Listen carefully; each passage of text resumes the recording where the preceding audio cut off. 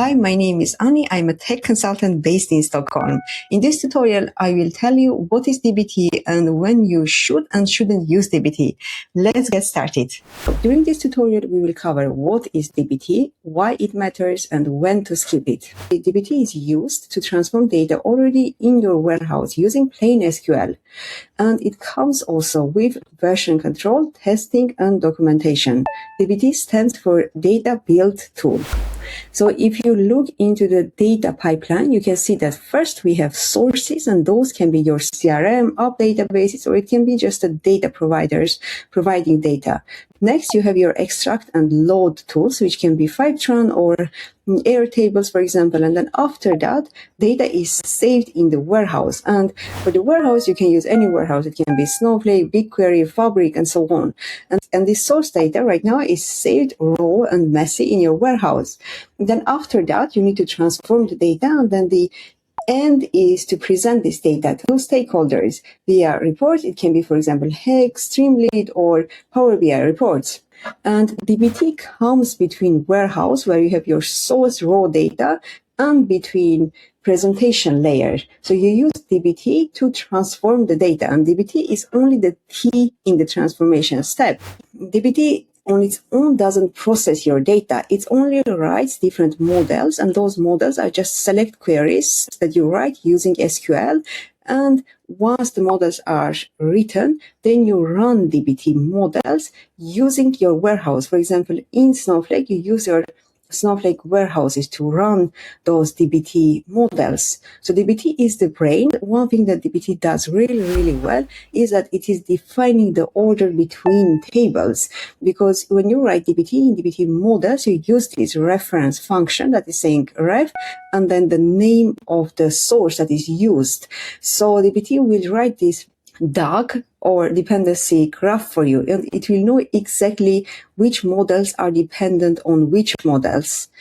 In here, for example, you can see we have two staging models, stage orders and stage customers. Then you have one data mart that is orders enriched, and you can see that data mart is getting data from staging models via the ref function, and which means that DBT will know, for example, that every time if there is a change in staging, then maybe orders need to be updated, or the other way around.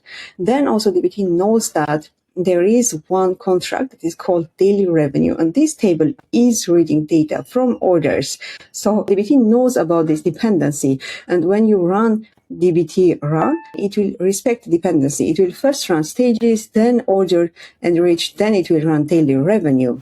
Now let's try to understand what is live without DBT. You will use different store procedures on your data warehouse. You will have SQL files on a shared drive or on your computer, and then you will run those jobs. The jobs on its own, they will be scheduled and they will run the procedures.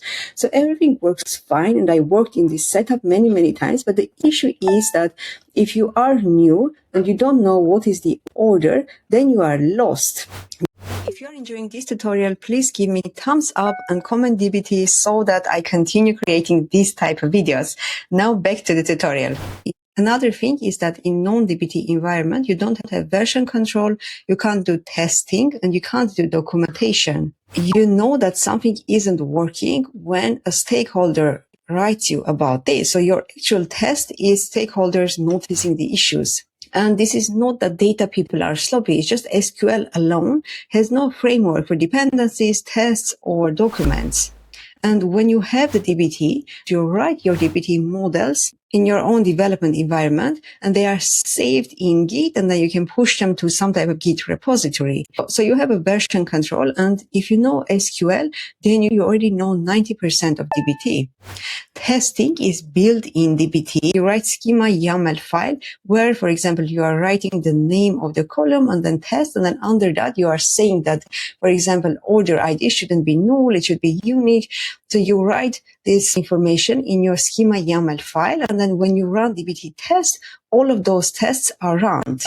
Same thing when it comes to documentation. So you write short description next to your models, and then when you run DBT docs generation, DBT builds a searchable site, every table, every column, every lineage from raw sources to dashboard, and you can see all the dependencies as well in your documentations.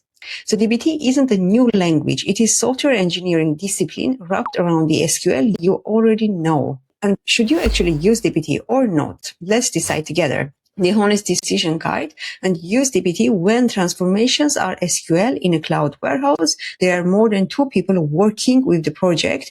Broken data has a real cost, and you have outgrown a handful of queries. And do not use DBT if you are still finding out which extract or load tool to use, because as we already saw, DBT is for transforming data when the data is already in your data warehouse. Also, do not use if you are mainly working with Python, ML, and if you do not have more than 1 people in your team, or if you are not convenient with Jinja or framework options. Want to comment DBT, and I will do the next episode where I will show how to install DBT, build your first model. That's it for today. Have a good day. Bye.